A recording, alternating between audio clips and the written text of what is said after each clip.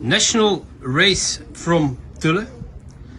Winner and fastest of 12,795 birds is the hen of fancier Vanhoudt Serré from Diest.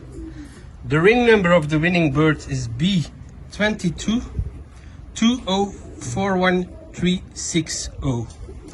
It's a small hen, but she performed already very good because before she won also top 20 national.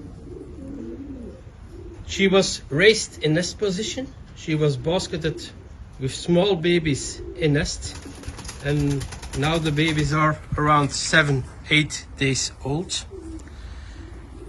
Tulle was in fact her first, we'll show the wing, her first long distance race. It was also the first long distance race of this combination, and they won immediately.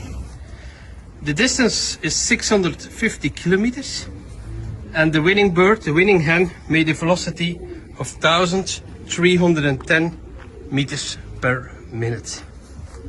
Congrats from the Houdt team for the fastest on Tulle National against plus 20,000